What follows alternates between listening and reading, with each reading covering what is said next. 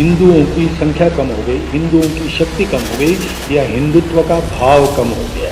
بھارت ہندوستان ہے, ہندو اور بھارت الگ ہو نہیں سکتے. بھارت کو بھارت رہنا ہے تو بھارت کو سو کا اولمبن کرنا پڑے گا, ہندو رہنا ہی پڑے گا. اور ہندو کو ہندو رہنا ہے تو بھارت کو ایکاتم اور اکھنڈ بننا ہی پڑے گا.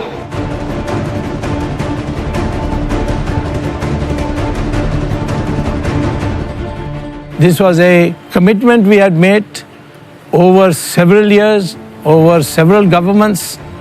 We have completed the job. We know where the Muslim population is large, there's always trouble because the Islamic ideology says so. If Muslims become more than 30%, that country is in danger. It's easy to say hatred. I'm being kind to them by not letting them come to India. There's no such thing as equal rights. They are not in an equal category.